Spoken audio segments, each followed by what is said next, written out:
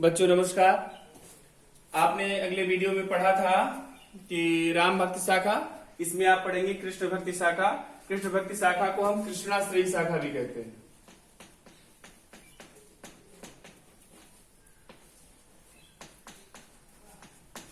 कृष्ण का आश्रय लेकर के जितनी भी रचनाएं की गई वो कृष्णाश्रयी शाखा के अंतर्गत आती हैं। सबसे पहले हम कृष्णाश्रयी शाखा की जो प्रमुख विशेषता है उनको बता देते हैं। विशेषताएं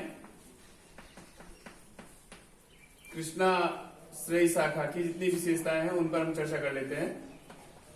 पहली विशेषता थी कृष्ण का ब्रह्म रूप में चित्रण।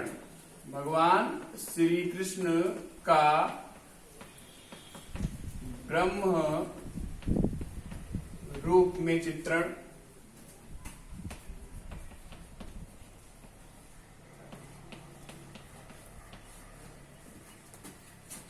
जो दूसरी प्रमुख रचना है वो है ब्रज भाषा की अधिकता। इस समय जितनी भी रचनाएं हुई ज्यादातर रचनाएं ब्रज भाषा में हुई। ब्रज भाषा की अधिकता। जो तीसरी विशेषता है ये है वात्सल्य एवं श्रृंगार रस की प्रधानता।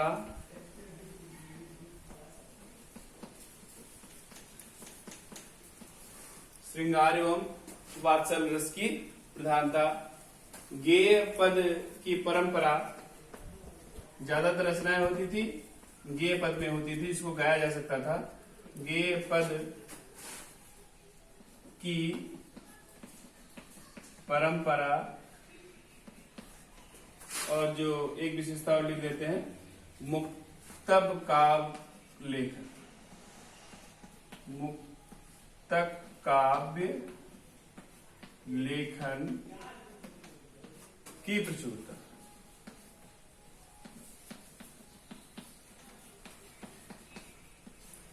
ये कृष्ण भक्ति शाखा की कुछ प्रमुख विशेषता हुई।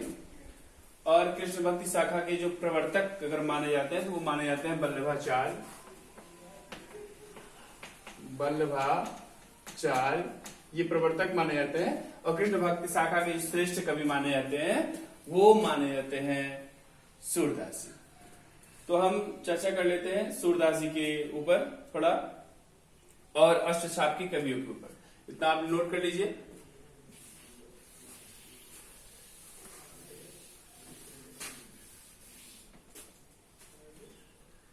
पहले जो प्रमुख कवि हैं वो है सूरदास जी।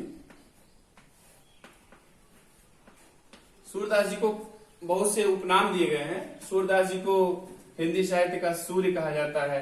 सूरदास जी को वात्सल्य सम्राट कहा जाता है।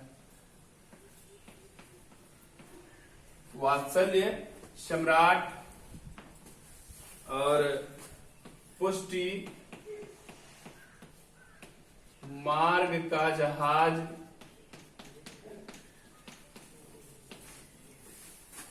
इसके बाद खंजन नयन।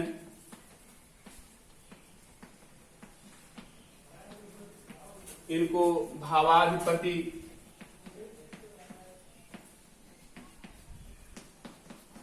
भावाधिपति और हिंदी साहित्य का सूर्य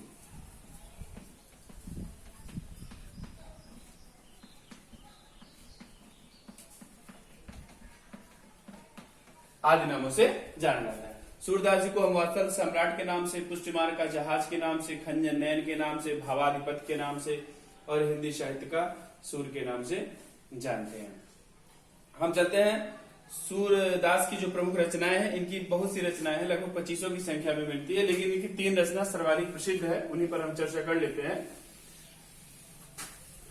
सूरदास जी की जो सबसे प्रसिद्ध रचना है उसका नाम है सूर सागर। कहा जाता है सूर सागर में सूरदास जी ने 1.25 लाख पद लिखे हैं।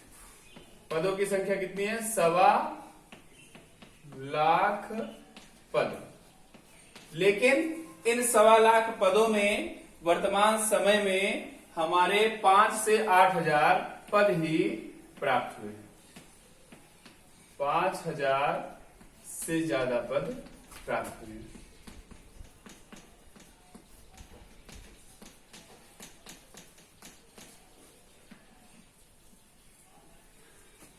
कहने का तात्पर्य है सूरसागर में सूरदास जी ने लिखे 1.25 पद हैं, लेकिन वर्तमान समय में 5,000 ही पद या उससे कुछ ज्यादा पद प्राप्त हुए हैं। सूरसागर 12 स्कंधों में विभाजित है।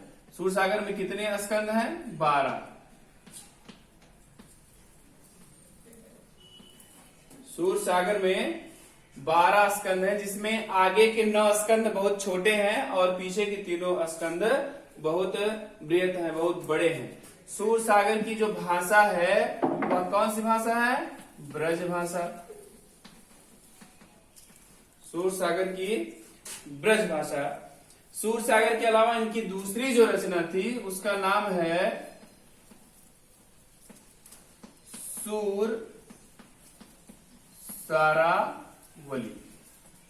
सूर सारावली में सूरदास जी ने 1107 छंद लिखे। छंदों की संख्या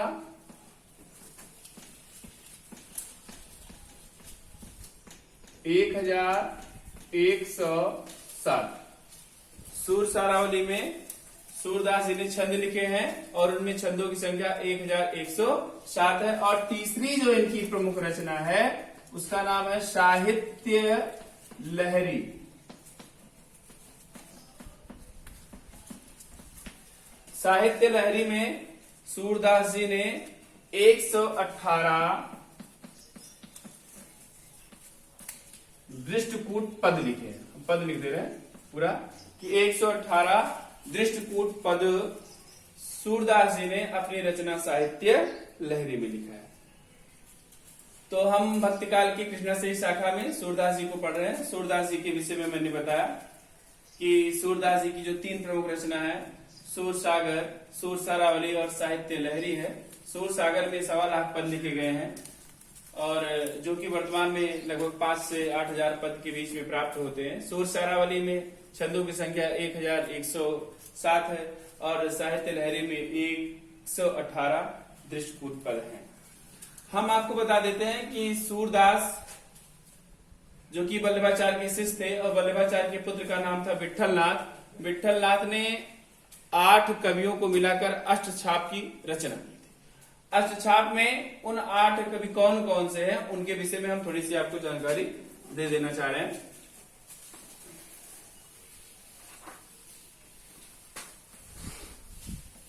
अष्टछाप के कवि बहुत ही महत्वपूर्ण है ये।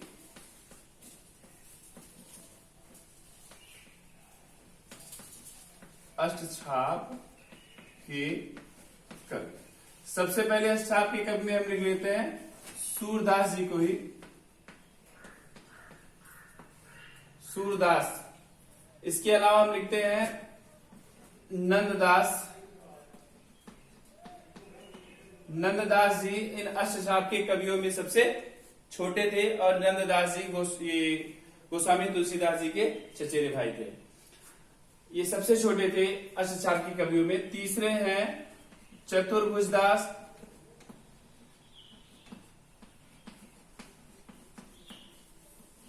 चतुर्भुज दास। चौथे हैं कुंभन दास।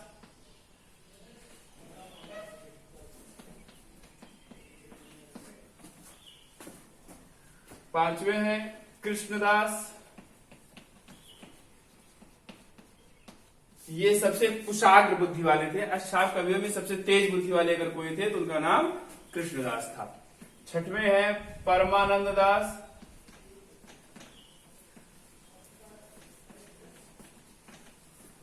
सातवें हैं गोविंद स्वामी।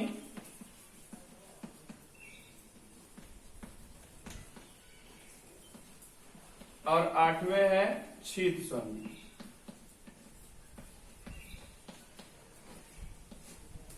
ये 8 कवि मिल करके अष्टछाप की रचना करते हैं और अष्टछाप की जो गठन किया था उसको विठलनाथ जी ने किया था, जो कि वल्लभाचार्य के पुत्र थे। इन 8 कवि के अतिरिक्त बहुत से ऐसे कवि हैं जो भक्ति काल में कृष्ण भक्ति शाखा के कवि माने जाते हैं। जैसे इसमें आप जान लीजिए मीराबाई सबसे प्रमुख ये कृष्ण की अनन्य भक्त थी। उन्होंने बहुत सी रचनाएं श्री कृष्ण के विषय में अपने जीवन काल में की है। तो हम ये अष्टछाप के कवि की एक ट्रिक जो है आप लोगों को क्लासरूम में बता देंगे बाद में। अभी आप इतना नोट कर लीजिएगा। अगले वीडियो जिस बात की हमने पिछली वीडियो में गोस्वामी तुलसीदास जी के जीवन परिचय के विषय में संक्षिप्त ज्ञान प्राप्त किया था, उसी भांति सूरदास के विषय में भी जानकारी कर लेते हैं। कहा जाता है कि सूरदास जी महाराज जन्म से अंधे थे और ऐसा इन्होंने अपने पद में भी वर्णन किया है। जो सूरदास जी का जन्म था ये 1478 ईस्वी में हुआ था, जो कि आगरा से मथुरा जाने वाले सड़क पर रुनकता नामक गांव में हुआ था। लेकिन इस पर भी विद्वानों का मतभेद है। कई लोग इनका जो जन्म मानते हैं वो सीही नामक स्थान पर मानते हैं। और इनके पिता का नाम पंडित रामदास सारस्वत था और माता का नाम जमुना दास था। इनके पिता का नाम रामदास सारस्वत,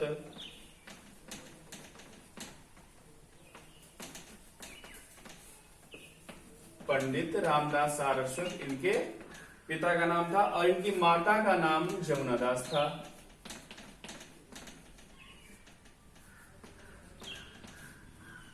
जमुना दास था। और अगर इनकी मृत्यु की बात की जाए तो इनकी मृत्यु 1583 ईस्वी में हुआ था पारसौली नामक स्थान पर।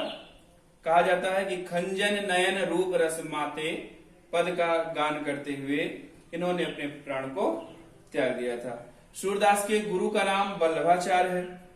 और ये अगर कहा जाए कि गुरु, तो यहाँ गुरु का नाम लिख लीजिएगा। गुरु का नाम वल्लभाचार्य, वल्लभाचार्य, इनके गुरु का नाम वल्लभाचार्य था। रचना के विषय में आपको बता ही दिया गया कि इनकी जो प्रमुख 3 रचना थी, सूर सागर, सूर सारावली और साहित्य लहरी। इसके अलावा इन्होंने नागलीला, गोवर्धन लीला, सूर पचीसी, पल संग्रह आदि बहुत सी रचनाएं की हैं। और इनकी जो प्रमुख रस था वात्सल्य था। वात्सल्य रस में सबसे ज्यादा रचना इन्होंने की है और ब्रज भाषा का प्रयोग अपनी रचनाओं में इन्होंने सर्वाधिक किया है। धन्यवाद।